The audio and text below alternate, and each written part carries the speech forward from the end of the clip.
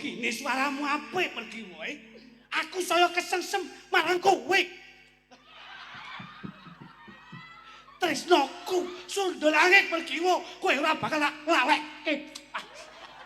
Aja to marang pun kakang ya pergi wo. Mboten badhe kula tepih kalian panjenengan. Mergo aku kuwi kaya bojomu.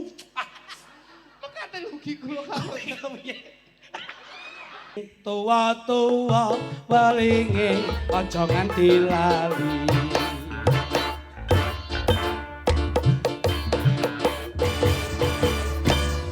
Ya iki lho. Piti-piti Iki sing suwi Wilujeng dalu Mas Joklidik. sami wilujeng dalu Mas Minto Darsono. Nggih niki saged momor kalian Sekar Amin. Gadung. Amin amin. Wonten dalemipun Bapa Miseni Nggih. ingkang kapinujon merayakan pernikahan Nggih. putra dua-duanya. Niki sampun kula catet kalian Mas kula. Alhamdulillah melu seneng ing dalu menika Pak Minto. Nyatane anggone nandur silaturahmi ora pedhot. Nggih. Nek kala wingi mantu sakniki rabi niki duduhne bahwasanya silaturahmi tetap berkesinambungan. Ya. Tidak ada putus. Oh ya, sing dengenane rabi mantokne anak lan putra lan mantune. Saiki alhamdulillah Bu Kolim wis ketemu jodone serabi iki nggelar wayang kulit bengi iki. Kok Bu Kolim piye to iki? Sik. Pak Misni sing kagungan kersa iki. Kok Bu Kolim temu jodone piye to iki? Dengenane kayak manggone kene to. Lho, Apa ning kene to mbiyen? Ya gene mung wae padha papan panggonane. Ning Oh. beda Sing digawe. sing duwe Lah gawe. kowe iki jan ora maca. tak kira lek Bu Kolim ki rabi temu jodone lho. Lah Bu Kolim rabi ora ya bojone iso diluk-diluk semaput. Lah ketrak susu kadaluwarsa niku ora ya. Mbahmu Nah, ya iso. anu Mas, Nggih. iki mau Sinten Pak? rong tembang apa telung tembang sing Loro. panjenengan ngaturke iki kudu ditegesi. Nggih. Sing pertama ira-irane Mak Plong. Nggih. Iki jane surasane Mak Plong ki sing Mak Plong ki apane tas ngopo kok terus Plong ki ngopo? Plong ki tegese plong atine, Pak. Nah niki Plong menungso atine plong atine Pak Misni bengi iki iso ndapke putra lan putrine nyatane loro dadene siji ing dalu menika. iki ndudoke ora duweni jiwa mban cinte mban Nah. teladan. Ora mbedake anak mbarep lan anak sing nomor loro. Oh, berat. Kabeh direngkuh, dirangkul, dilungguhke, dimban dindit, wondene disenengke siji ya disenengke bareng. Oh, berarti lek diresapi, dionceki plongmu karo plongku ki beda. Terus saged. Lek plongku Nggih. angger bal plong aku terus ngluyur ngopi ning rejo tangan. Mergo wis mak plong. Plong biologisnya Nah, secara hubungan rohaninipun. sakarepe lek ngarani sing penting ngono kuwi. Niku lak plong mungguhe nggon babakan Sing ngomong penggali sok. Sing ngomong sapa? Tok kanca ki plong bar kok kidul nyatane ya malah mumet bayare lawan. Lah kuwi beda panggonan to kok iso. Wong niki dalu niku karepe Bu Mbah Jan. Pak Misni. Pak Miseni ya. Leh nglenggahke putrane dirabekke bareng ki karepe apa? Ben Ini- ora duwe cemburu sosial. Betul. Ora duwe iren-irenan. Heeh. Wong dadi Mergo pancen ana Mas Cok kalau mangsa wong tuwa ki lek putrane umpama telu, sing Nggih. siji sing pertama rabi ditanggapke wayang, Nggih, tanggapke dangdut. Ning sing Leres. kaping pindho mengko lek ngantari tanggape sok dadi pocapan. Saiki kowe iki beda cara karo anak. Dhisik emase kok tanggapke wayang aku ndak coba bedane apa? saestu. Iki sok dadi kawigatening para sepuh utawa wong tuwa tumraping para putra. Mboten sah tebe-tebe. Kula kalih Mas kula niku ya dibedake kalian bapak riyen. Suwargi. Nggih. Heeh. Kula ki wis sunat wae dibedake kok. Lho. Sunat kula tenggene calak. Nah. Sunate Mas teng dokter. Lho. Dhisik mongko dhisik endi iki sunate? Sunate dhisik niki. Ah, ning kono dokter sampean Kula calake, Pak. talak ya apa iki talak? Lah jenengan iki Yoswane sepuh ning ora malah paham kok. Heeh. Calak niku nek nun sewu nek jaman riyin sunate mboten damel anu napa? Laser. Damel welat nika. Peso sing iso dilepit nika. Tur ora dijahit ming ditemplekke tok. Enggak didondomi. Mboten. Lho, rungokno. Niki malah gawe dokter dadine malah ra karu-karuan. Nah, kuwi dirungokke wong wedok-wedok labi wong lanang, ning labi wong wedok-wedok nganti direwangi sunat, didondomi, dikethok. Kuwi jane sing dilabi sapa? Wong wedok. Lah iya kuwi. Kuwi ya urusane karo plong kuwi mau. Nah, nah terus Lah, mula kula kalih Mas niku biarpun dulu historinya tidak sama, Mm. tapi kita harus meletakkan jiwa ikhlas. Ngoten lho. Oh. Mula kaya Mas Yudi kalian Mas Yuda. Mantene jenenge ya meh padha lho, Bos. Yudi karo Yuda. Terus Yesi karo Endang. Yesi karo Endang ya adoh bocil kene iki. Yesi, lek Yudi karo Yuda iki rada cecek lek Yesi karo Endang ya adoh. Maksudnya ki jenenge manten ki Yesi karo Endang sing wedok. Lah iya. Sing lanang Yudi karo Yuda. Lah kuwi rada cecek kuwi ngono lho. Lah kuwi kula manten loro ki wis jenenge wis sakembaran nanggone lengganing damparing keprabon. Iya. Dadi wong tua abot lho sampean kaya Pak Misni ngene iki njaba. Lah lek abot nyapa kesu tuwek. Lho. Kok retok tuwek piye to? Umur kuwi saya tuwa saya suda, ora kok saya tambah. Umur ki saya tuwa saya suda. Suda napa suda? Ragane ya suda, rupane ya suda. Sing ngomong sapa? Tangga kuwi malah saya tuwek ya malah ragane saya tambah gedhi sikmu. Lho, kepiye kuwi? Saya lemu kok. Lho, kuwi lak uripe to, Mas. Mergo ayem. Mula Pak Mis niki nuwun sewu, Pak. Heeh. Ngeten iki coba yen mbok delok. Ndi, Kok Pak Mis? rabekke siji wae abote kaya ngono kok langsung loro. Ya langsung loro lho, malah ngirit kok. Lah kok malah ngirit? Kok malah ngirit piye kowe iki? Lah siji-siji nanggap payang yo entek akeh kucluk jane iki. Oh iya ya, Pak ya. Buri alung dadene siji ngene pada ngirit. Oh. Maksudmu anggarane ngono to? Ah, berarti Pak Misen iki ya duwe prinsip ekonomi. Nggih lho. Iki ora kok perkara materi utawa rasional. Ning sing jenenge wong tuwa, kuwi lak nggon tuture lak mesti digawa. Mula Mas Yuda karo Yudi, Yesi karo Endang, iki kudu ngerti balas budi. Kaya ngene iki coba. Lah nyapa balas budi iki? Yo balas Pak Misni yo, budi sapa lho balas iki? Tembunge iki balas Iya, Cak. budi, sing tegese iki mbales budi pekerti sing apik, rono wong tuwa wis Bapak ngragati. jenenge Pak Misni kok nyapa balas ning budi berange? Budi ki Maksud sapa? lho. Kaya Yesi karo Endang, Yuda karo Yudi, kuwi lak Lah- wis diseneng-senengke. Lah iya. Wong tuwa ki lak rekosane kanggo mulyake putra. Lah iya. Lah paling ora besok bocah loro ki kudu bales budi. Nah, kuwi. Balas iki ning gone Pak Misni nyapa ngene budi berange? Celuk. Gitu ki. Tegese balas budi ki besok anak krana diopeni wit cilik nganti dipolo kramake. Lek wong anak iki wis kepenak kudu mbales kebaikan, bales budi. Bapake lho jenenge Pak Misni. Iya, bapake Pak Mis ning tembung iki balas budi. Berarti Budi sing apik. oh berarti Budi Misni. Alah sembuh. Maksudnya ki manten sakloron, kuwi kudu iso nyawang Pak Misni. Loh, apa malah ditutupi matane? Piye ya kuwi? Bapak lak lenggah to. Maksudnya Pak Misni. Kale Pak Misni. Nah, sing di, Eh, sing di. Pak Misni iki termasuk Bapak Misni Metik Kok Bapak Misni metik pripun? tanpa gigi. Ki lho, Pak. Ki lho, dhek ora ngerti. Mula kowe iki nggon ranah agama kuwi Ya disinaoni. ya kenyih. Sik piye? Ben dijelaske ngopo nggih? Pak Mis ini ngopo? Metik Metik iki tanpa gigi. mending sing tanpa gigi kaya Pak Mis ini timbang giginya merongos kaya awakmu. Wong tuwek ki nek saya untune entek, bojone saya tresna. Nah, Kaya apa? kuwi lho. Lah nek mimikku weri apa?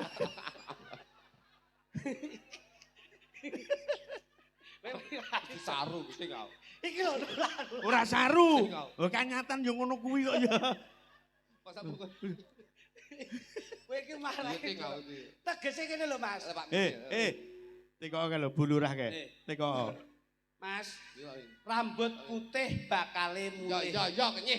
Pipi kisut bakale mlebu bolongan sing ciut, untu ompong bakale mlebu ngerong.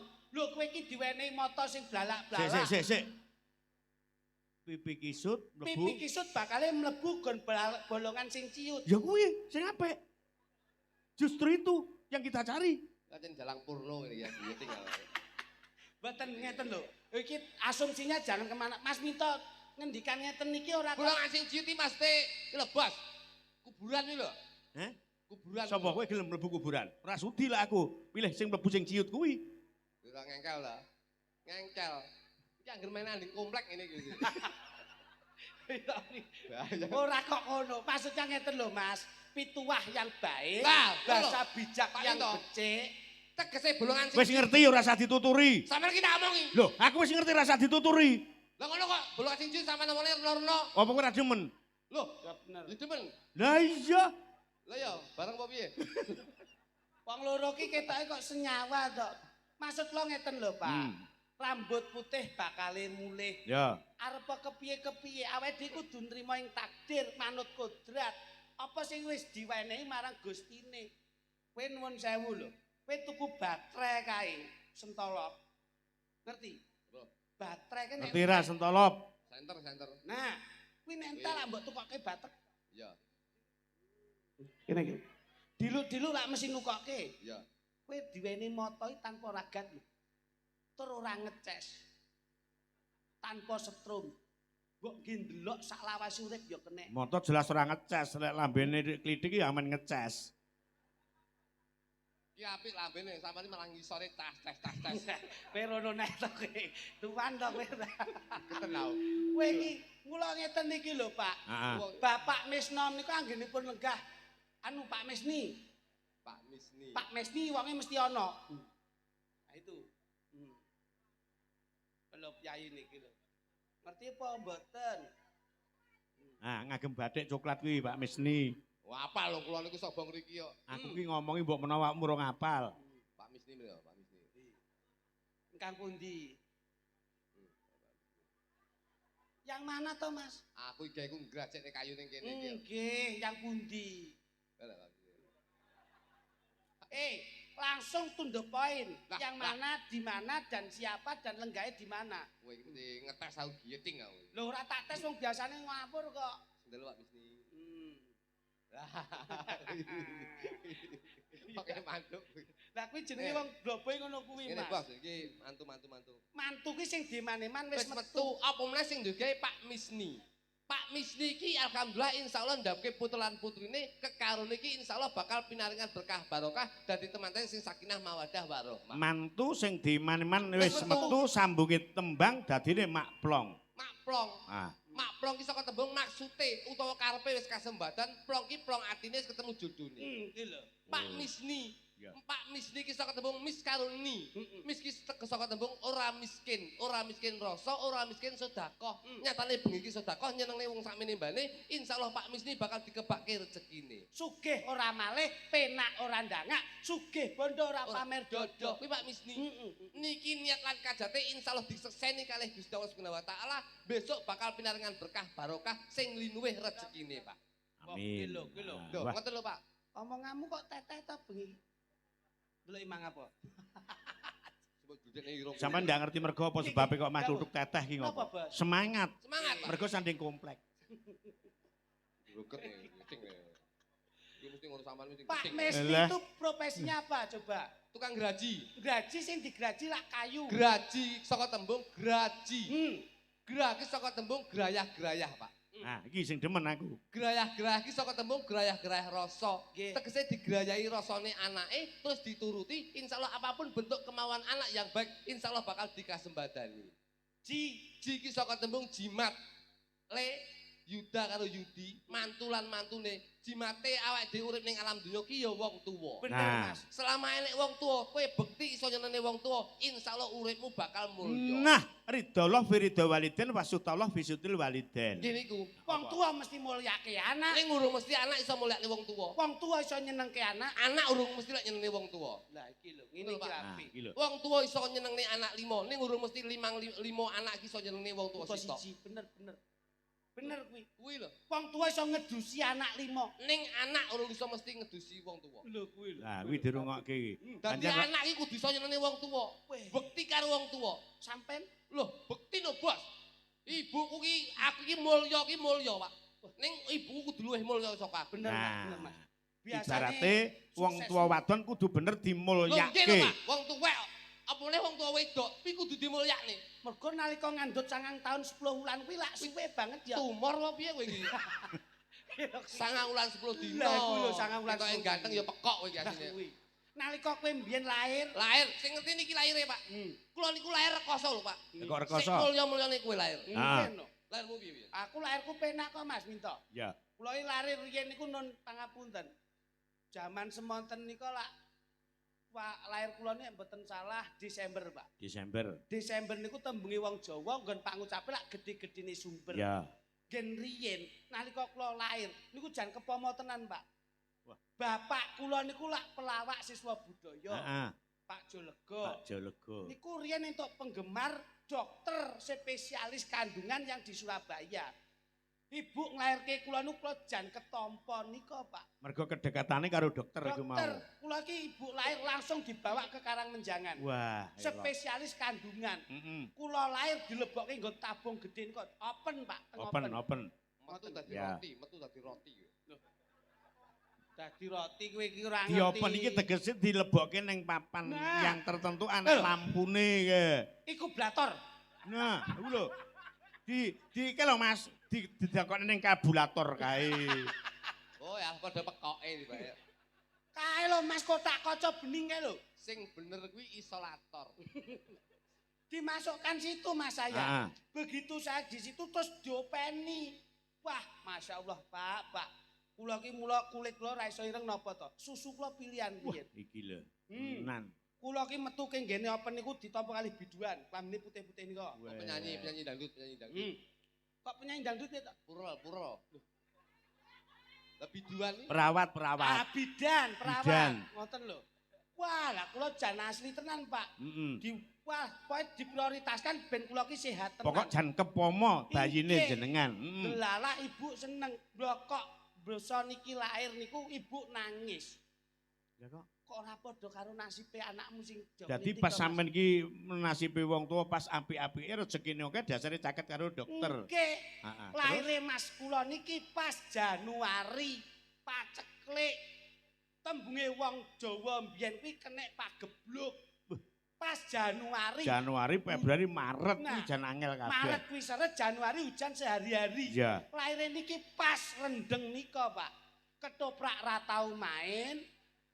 Utang nggon bank plecit akeh. Heeh, terus. Delalah lair. Yo ngalah. Kula ki melu nelongso. Ibu buka weteng nika, Heeh. kelaran, Ya. kawah metu. Sur. Niku enten nek 3 ember. Laire kae. Nggih, Pak. jane ibu kok sami terah. Niku enten nek 3 ember. Kula itu. Nyam ora lek 3 ember wayahe disaring tinggi umben Jane yoga-yoga. metu apa diperes? Kowe ra ngerti kok. Aku dicitani ibu. Aku di Kula iki dicitani ibu Aminta. Lah kok walah le masmu tenan rekoso. Paceklik bapakmu ra ndek dhuwit utang pang plecet akeh. Ngono kok ya kesusu metu lek denane arane pecekle lho. Lah wong pun kadung dadi tadire to, Mas. Lah kok pun buka 18 Mas niku medal. Buka 18. nyapa ndak buka selikur. kuwi jane meteng apa ruko. Kowe iki mbiyen lair Ya buka 8 9. wong dasmu kaya lapangan kok mbiyen. Kuwedi ombo ngono. Kowe ora ngerti kawahe 3 ember lho. Kowe iki ora ngerti kok. Lah, basa lair, Pak. Heeh. Udan terus bapak golek ubetan. Golek ubetan. Ben karepe iso nggih nempur. Lah kok ibu nu jam 2 bengi nglarani wetenge. Waduh. Pendaran hebat. Golekke mobil siaga. Kok siaga pripun ditandu? Lho. Ditandu wong maine teng gunung daerah Wonosalam Ya lho. Allah digotong. Gotong, Pak. Getih niku udakara nggih. Leh netes nu enten 15 kilo. Adoe Adoh tetesan niku, getih. tetesan niku. Kuwi umpama ditadai pirang liter. Dadi didih. Dia matang. Lah kok terus ibu niku didukke, Pak. Heeh. Mudhun king nggon niku lah kok mlangkah ngen ajeng mlebu Heeh. rumah sakit. Iya. Lah kok bledek niku muni, Pak. Dar. Heeh. Lah kok sirahe niki iso metu maklum gitu. Saking kagete ibu. Nggih, ibu ya guguman. Waduh, ki kok nek nganti keguguran piye iki? Lah kok dase niki metu mek toleh ngoten. Ngiwon ngeten iki. Jane bayi kok nyambe. Kula ki ya mesake, mosok kaya ngono ki to Bu iya le Ya Mas Allah. mungkin kaya ngono kuwi. Lah kok no ajeng mlebu melih bledek muni melih Mas. Dar. Niki kaget dase mendelep luk gitu. Jadi arep lahir ki ndase mlebu metu. Mlebu. Akhire bledeke rada kerep. Dia dadi kula iki metu mlebu. Akhire buwe keri, Pak. Lah kok bar ngoten niku nuwun sewu. Tenggene napa perkandungan kula, Pak. persalinan iku lho. Nggih, heeh. Mboten ngatasi. Yang ngatasi. Akhirnya digawa tenggene dukun dukun bayi.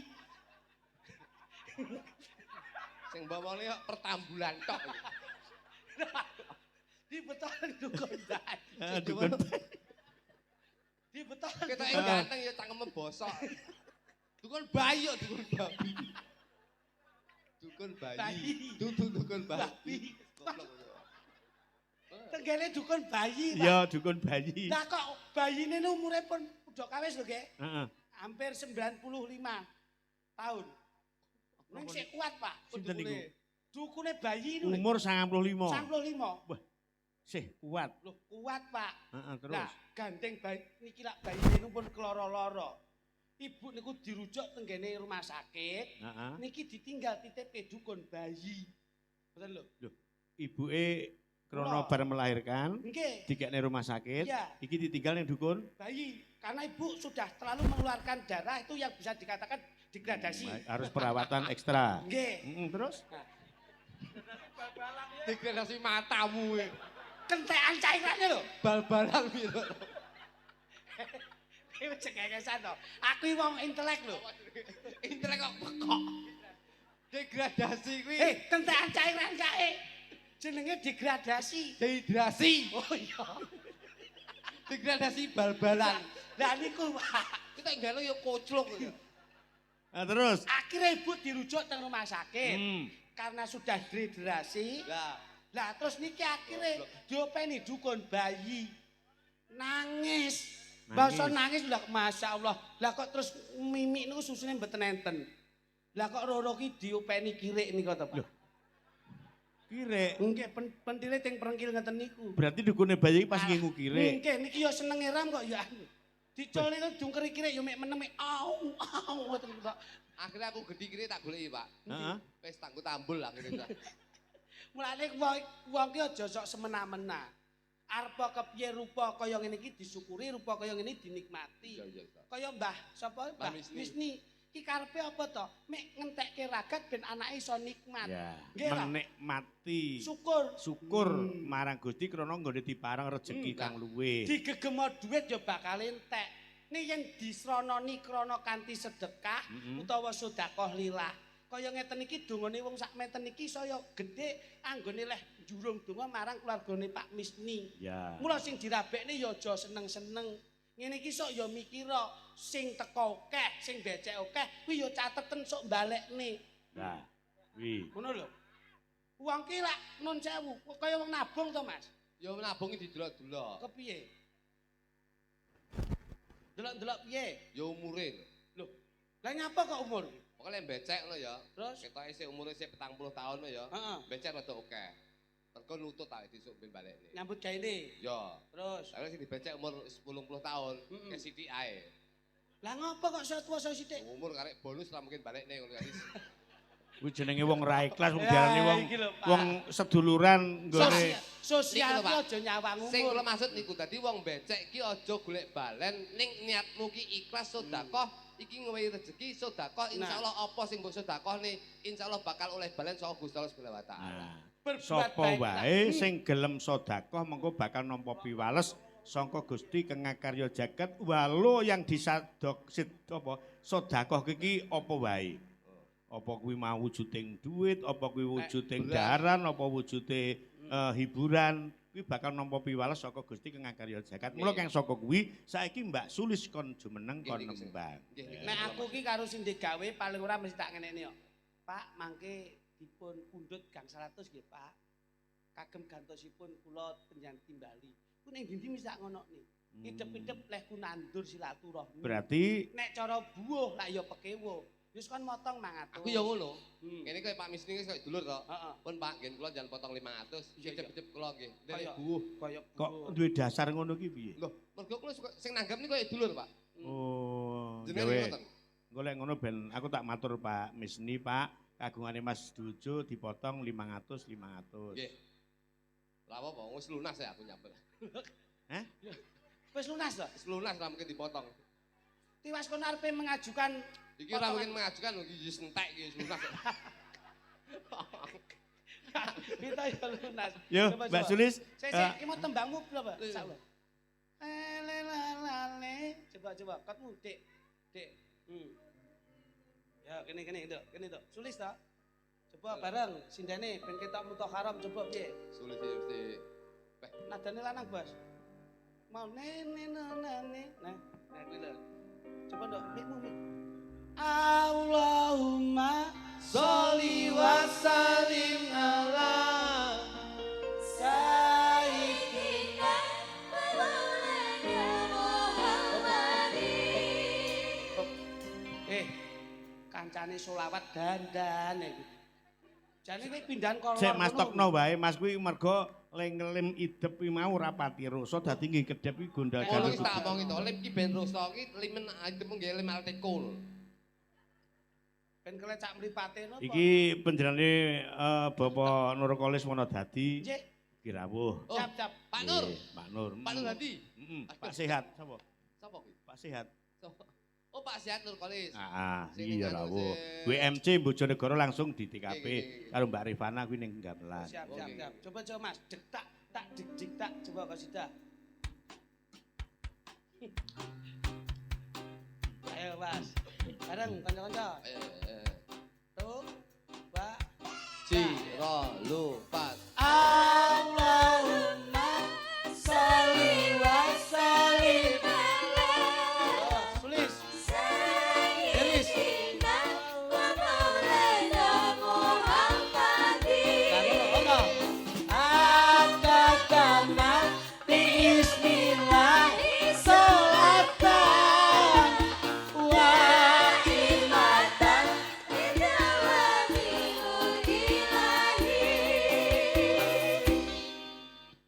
Bang iki sing digawe asmane Pak Mesni. Ya, Mas Putu. Wih. Masya Allah, piye iki jane? Katmu Gus. Bang iki sing digawe jenenge Pak Mesni. Ayo. Ya kaya bocah-bocah ki mau lho. Bapak Misni, senajan sepuh cakep sekali. Ngagem sangka dipirsani ya seneng ngaji. Insya Allah sregep sowan para kiai. Allahumma sholli wa sallim ala sayyidina Maulana Muhammadin.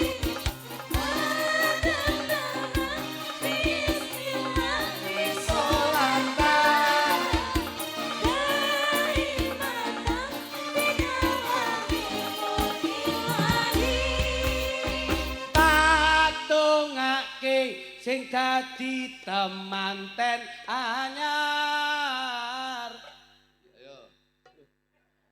Ayo sampean iki lho. Apa iki? Temanten anyar lho. Ayo. Piye to kowe iki jane kok? Piye, Ndang cacek-cacek ngono lho. Mikir kok kucluk jane iki. Tak dongake sing dadi temanten anyar. Muga-muga nganti besok aja nganti bubar. Mung walengku sregep ana anggonmu ikhtiar. Ya.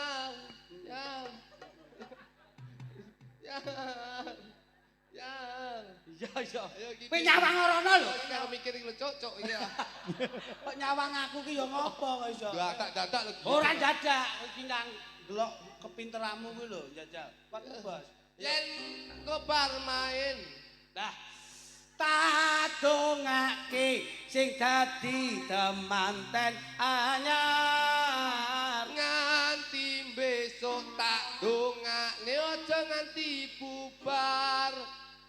Aku mung maling saben dina sregep ikhtiar. Engko bar main aja lali gendang bayar. Kowe iki wis dipikir ora usah dadak ngono. Wis penting arep nyapa. Manten lanang jenenge Mas Yuda, Mas Yudilan, Mas Yuda. Insya Allah kakung loro nindake perintah agama. Coba mentok. Ah, tembangnya Mas diaturke.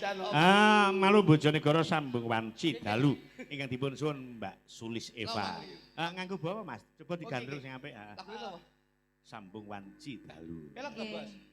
Pelok sing bawa jenengan nggih, Mas. Oleh Nggih. Sulis wira ketemu. Apa, Mas? Wira ketemu lho kok irung malih. Mas, iki du irung. Kelungan, Mas. Irungnya iki lho, Mas. Heeh, posisi ini. Ya, kaya apa Nduk? gawe pamintaku po. Monggo. Ya wis. Kuwi ta. Biasane ke lho, Mas. Ya ya, tak lene ya. Nggih. Lah yo paketan. Datane yo kuwi. Aduh. Wis aja ngantek iki Mas Jok Kluthuk bawa ndak karu-karuan kok Mbak Yuli coba kaya ngapa. Duh. Wong ayu. Duh duh duh.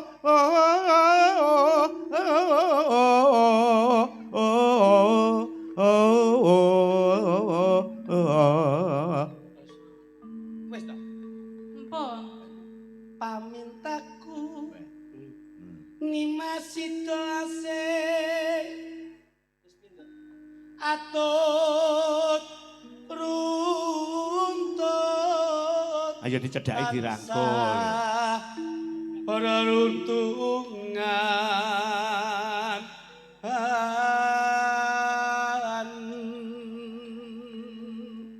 diajeng sulis manut marang pun kadang ya diajeng. Injih, Kang Mas. Wis pirang dina iki pun kakang ora kambon marang salah sawijining wani. Pirang-pirang dina pun kakang ora kambun. Pun kakang suwi minggat. Mriki Kang Mas kula amboni Kang Mas. Ya kono ndang ambon ana lis. Diajeng pergiwa gawanipun kakang diajeng.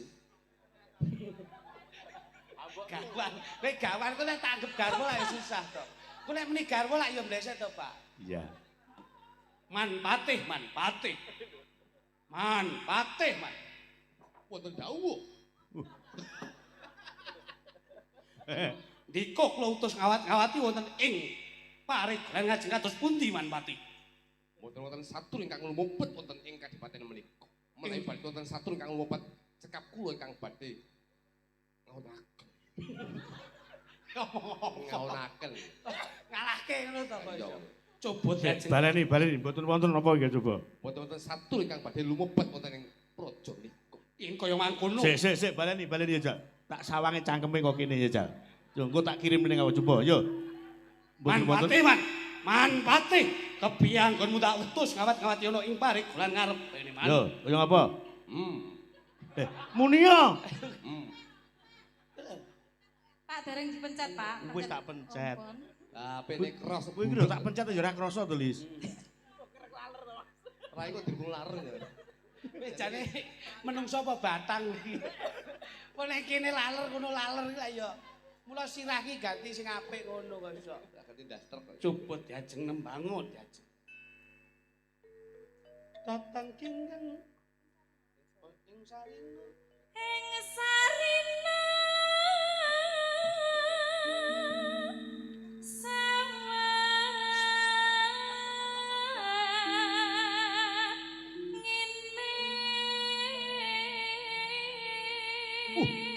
Diajeng Sulis. Sasuwene aku rasa petemon lan kowe diajeng Sulis tak sawang bokongmu kok ketok mrenuk Sulis. Sialang wis ngene giyeting ya. Kowe dadi anu dadi Pergiwa. Kok pergiwa piye to? Anu dadi apa jenenge? Iki Pergiwa. Antareja takon bapa lakone Antareja takon bapa. Pergiwa. Pergiwa. Anu Mas didabokke Jotho Srini. Jotho Sini. Kok Jotho Srini? Jono Srini lah bojomu. Jotho Sini.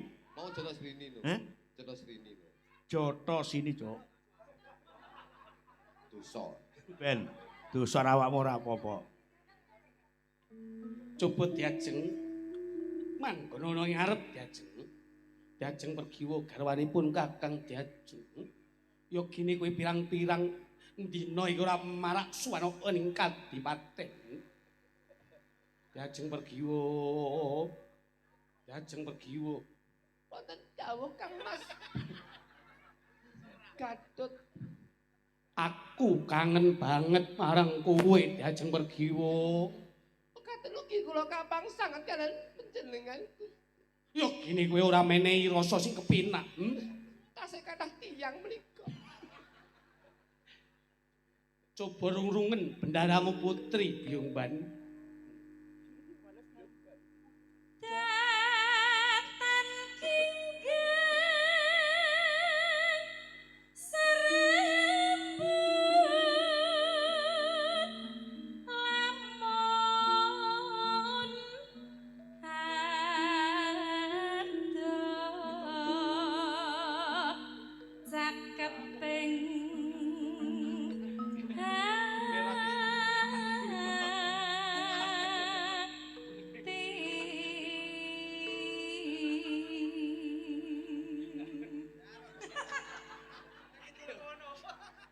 Diajeng pergiwa.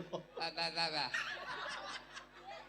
Manusa ndak pundhut karo Diajeng. Mosok cangkem kok dledek. Iki ki nek lifikane petengan, kowe iki ra ero kok iso. Kira-kira mundi pitihmu ayo coba. Apa kowe tresno marang aku Diajeng pergiwa? Boten priye kang kula tresnani kejahi panjenengan. Wiwit esuk tekan sore aku mung katon-katon kowe pergiwa. Katen ugi kula Kang Mas Gatut. Kula menika tresna sanget dumateng panjenengan. Pergiwa. Wonten dawuh. Pergiwa. Wonten dawuh. Aku ora bisa ngalehke kowe pergiwa. Katen ugi kula mboten saged ngalahken panjenengan Gusti. Apa kowe tresno marang aku pergiwa? Kula sanget tresna dumateng panjenengan. Buktimu tresno marang aku. Kok dadak mencolot ya ngapa? Saking tresnane. Sanget tresnane ngono. Dadi mencolot terus ndang mbok CTT gitu langsung. Cinta tak terpisahkan, Tipis-tipis. Coba kowe tokno swaramu kaya Biyungban. Ayo coba. yen cedhak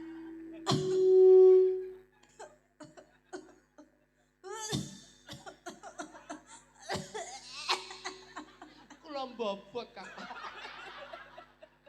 Kowe urung tak kapak-kapake kok wis simet. Siput menika menapa? Simet kuwi meteng. Walah. tansah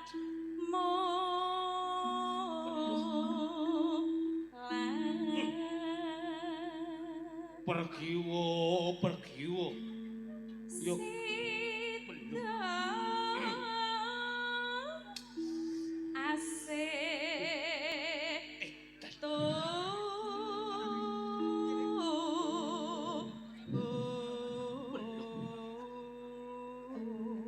Yo gini suaramu apik pergiwa.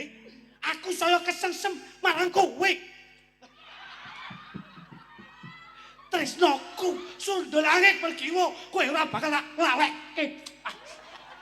Aja to marang pun Kakang ya pergiwa. Mboten badhe kula tebih kalian panjenengan. Mergo aku kuwi kaya bojomu. Mekaten ugi kula kawula.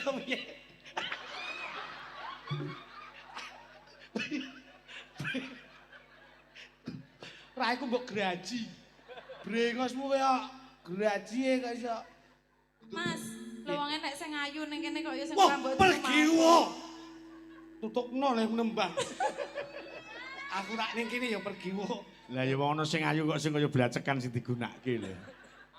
Yen penyanyi mboten wonten amalgi penyanyi menika kakung kalah putri. Mergo kuwi sing baturi kowe.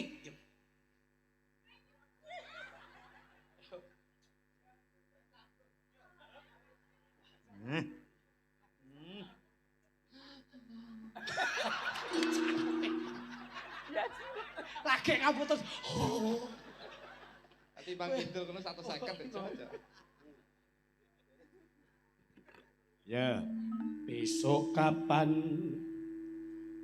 yen cedak Besok kapan yen cedak? Lah nggih tak tambahi Ya, besok kapan apik. yen cedak. yen cedhak tansah mulat sida asih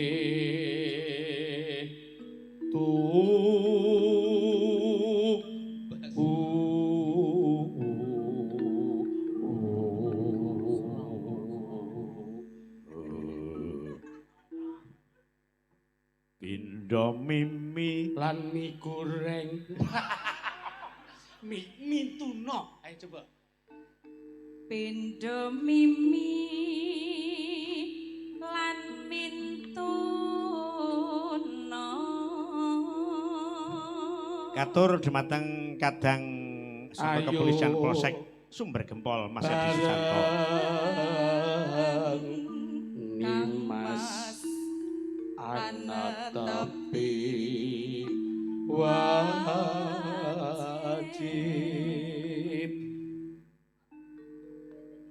sida apa ora Sita.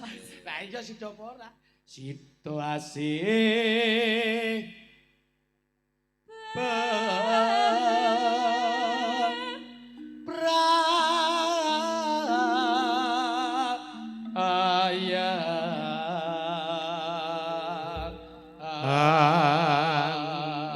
Mugi ngatur Mas Doni Iswara ing saka Tulungagung. Nggih. Mas Edi saka Polsek Sumber Gempol nyimak saka kantor kepolisian Sumber Gempol. Ya, Bapak kaya Babinsa, ngapa? Bapak Kantipmas yang bertugas malam hari ini. Ya, uga Bapak Kades Siap. ing Desa Kunir sak prangkatipun. Monggo kanajeng tembangipun sambung wanci dalu dados. Yo.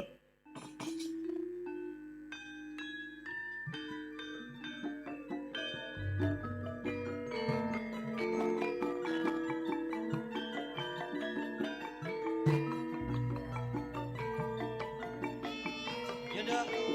Nah. Wah, oh.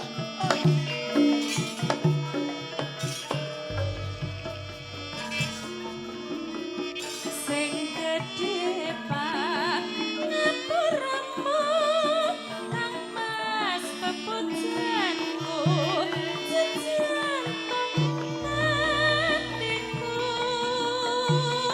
sambungku mong wati dalu grubet dosarimu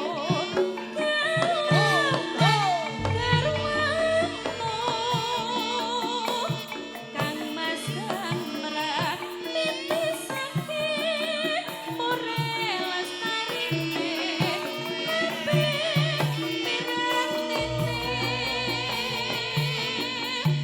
tan ana ingkang nyaruwe nyomong akibate aku membayangke remuk ing atiku iki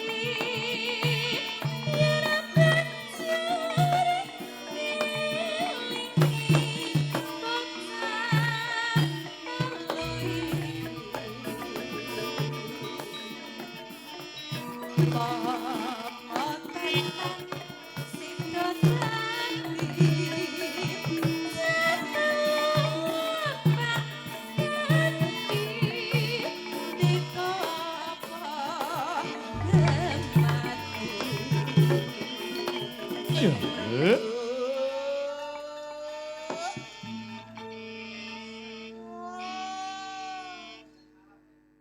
mendah boyo yen sida urip lan tantika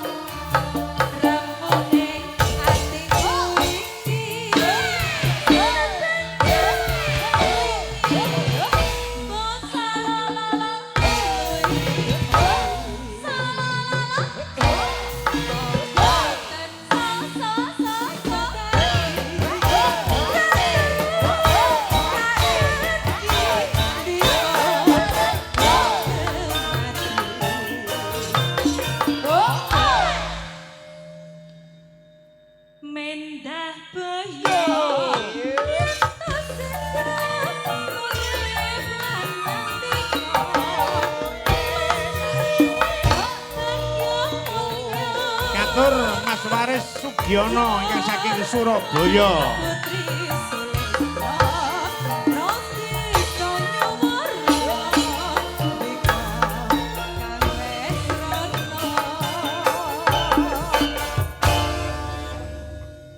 Iki uga ana salam saka Mas Tarno Tania. Oke, Jakarta. Ugi kadang kades ingkang saka Tajinan Malang Oke. menika nggih kinten salam dumateng Sekar Gadung. Siap, Bos. Ya. Dibablaske Mbak Punjung karo Mbak Luki diaturi jumeneng. Kaya ngapa? Sepote Mas. Yuk Mbak Punjung, Mbak Luki jumeneng. Dados yuk.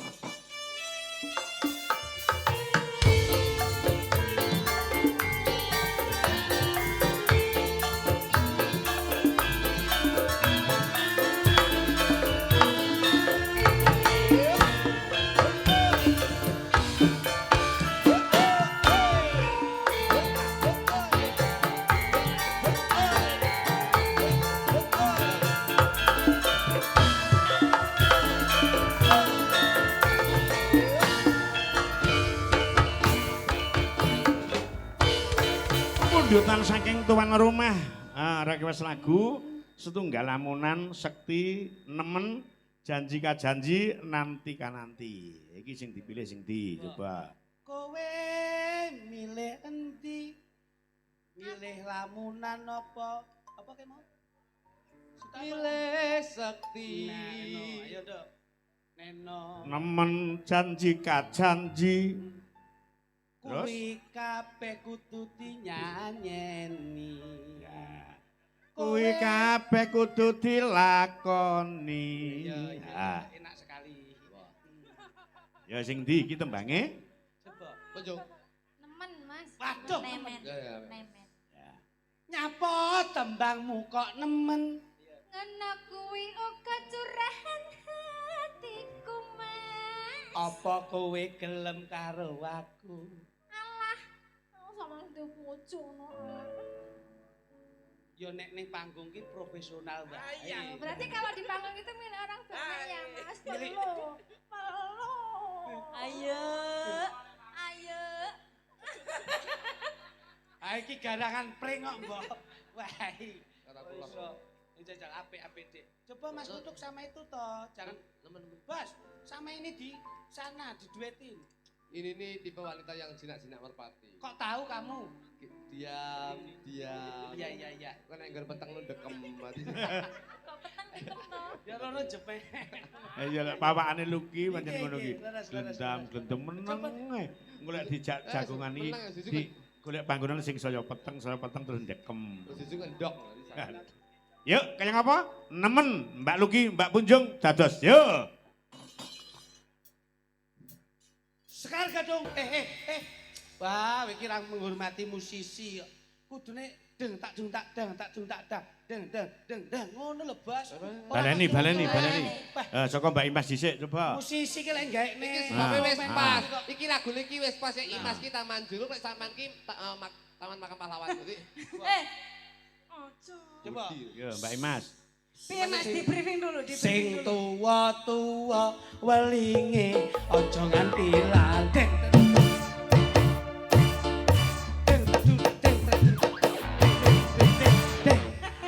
Oke.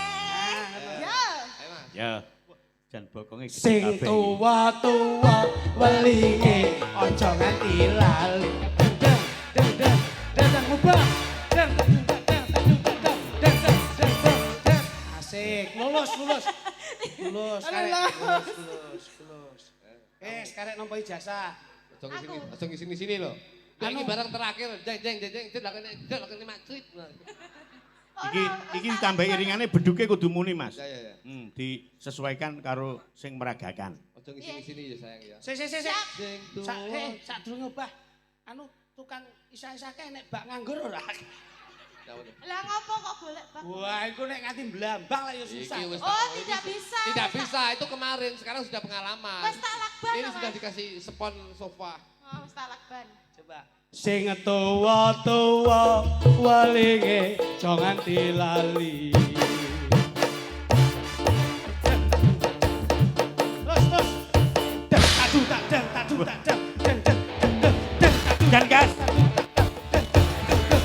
Jan gas. Dan gas. Oh. Wah. Iki golek kerep malah kok sponsor sedot WC. Ngesane kancaku dorek lho, Mas. Awakmu ki gaya budaya to, ora pas karo instrumene kok. Loh, lah panggih Iramakne. Deng deng deng deng. Sing Deng halus, tak Nduk. dung tak deng tak dung tak deng deng deng Mas. Sing tua-tua welinge aja nganti lali. Deng deng deng deng deng deng deng. Ah, Sing halus. Tapi yo ndak wangun ya mergo Sing halus bokonge lho, sayang. bokonge kaya kampret ora patek wangun. Kampret ki condot. Dejalis. Sampeyan ki lho bojone dhewe atau didelok kulino ndelok bokonge kampret sampeyan. Mas Lutuk wau leh memberi Nah, halus, arahan lho. ngoten niku Jabi. Halus lho sayang. Iya. Sing Halus. tua-tua welinge aja nganti lali.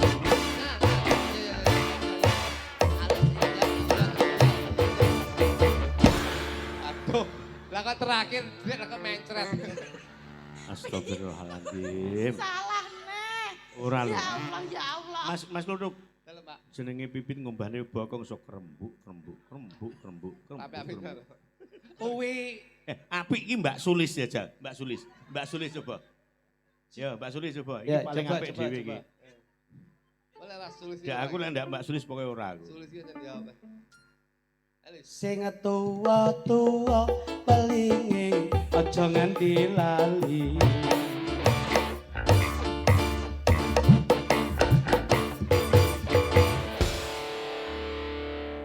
Sik, aku ketutupan Mas Kluthuk, Mas Klidik, aku ra iso ndelok. Kene rada rene nduk coba.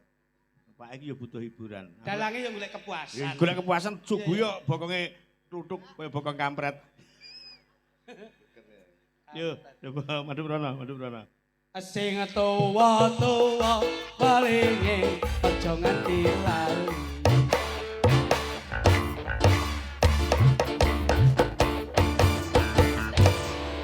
Wes, pun puas. Wis ancang-anyangan aku. Ya wes, ana. Keti aku. Sik. Nah, ayo tenan. Wah, lah iki. Ceklono Bos, ceklono. Ngawur rek. Jan iki. Sekolah, sekolah. Iki sik. Kowe iki Sik mari nom yo obat. boyokan lho iki. Tikne. Obat nguntek kok. Hop wis ngene wis. Bos, iki nek randang ditangani iki obate ora usah duwe obat pil, langsung cair ae. Ngono. Nah.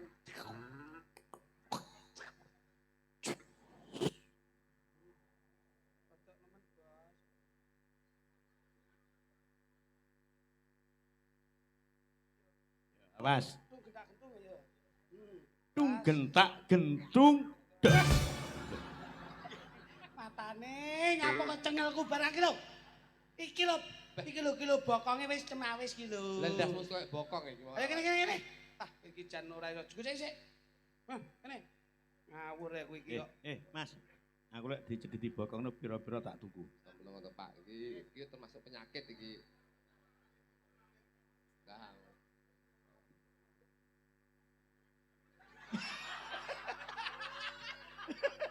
Kaya pitik ape mbok duwe. Genti, saiki Mbak Punjung, coba Mbak Punjung kaya ngapa bedane nang ndi? Bata kayak kene mbok terus. Aduh yo ade biadab. Ayo, iki sing titis Mbak Punjung karo Mbak Lilis wong loro, coba. Ayo. Lah entuk jamu kowe. Ayo. Sing tua-tua, coba kaya ngapa? Ayo. Kaya malut lah. Banyu Bengawan sinara cayaning bulan. Lira sewu tiyan anglirak buka kenangan.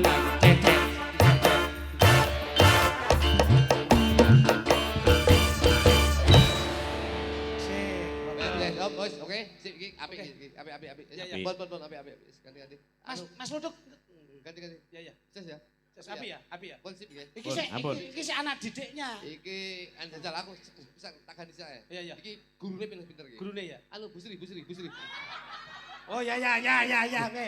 Kebu iki Bu. Kena dicoba kena mambengi ya apik kok ngono. Apik. Saestu monggo Bu. Monggo. Kagem Wis, aku. tenan lek ngantek Bu Srini gelem ngangge gaya kaya ngono ki engko bayarane tak kon ngepek kabeh. Monggo Bu. Monggo. Sareng-sareng kula derek. Apa, Bu? Bu Sri iki ngagem jilbab, gak mungkin. Ngapa toh? Ya iki pandirek tuh Loh, menjaga etika kan budaya. gerakan, Ya, tidak gerakan boleh tapi iki diwakilne wae. Loh. Oh. Diwakilne wae. Enggak. Sakit. Kalau tanpa gerakan saya enggak mau. Harus pakai gerakan. Harus pakai gerakan. Karena ini ekspresi kok. Anu diwakili Pak Manto ya, Pak Manto, Pak Manto. Manto sapa? Pak yo yo ra iso to kuwi, Bos. Diwakili anak wedok, Hani, coba, ya. Bisa Langsung bablas ning bajing loncat. Tandwi, yo. Pas. Kumaha damang, yo. Ya. Wah, iki lho pawakne Bu Sri, wakilono sik dulu nduk. Wakilono.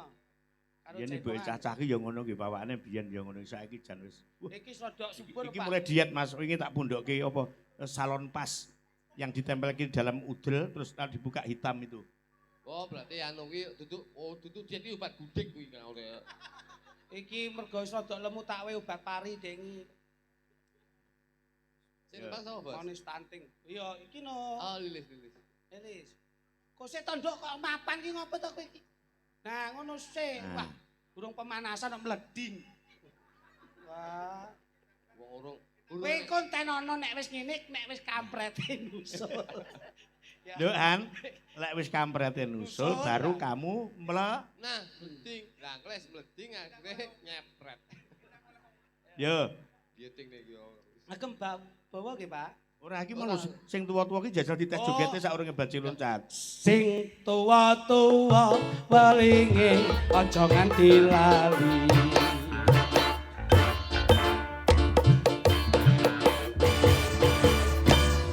Iki lho, Ya iki sing lho. piti-piti Iki sing suwi melu Pak Misni ya iki. Jogete yo geraji nyuwunengen. Bajing loncat dados yo.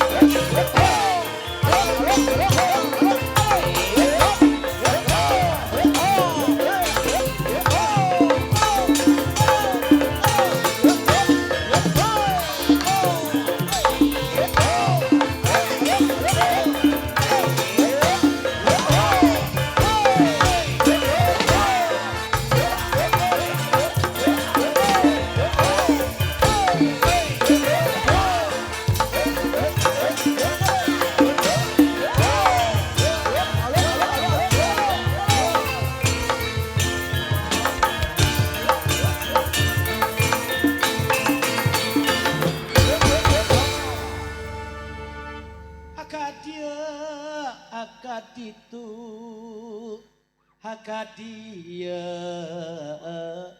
Hagadia akaditu saha eta guring Saha etak guring dase bodak tumone jengking. Kaya andingmu kuwi. Ya, kayak apa? Rada rancak sithik Mas. Yo.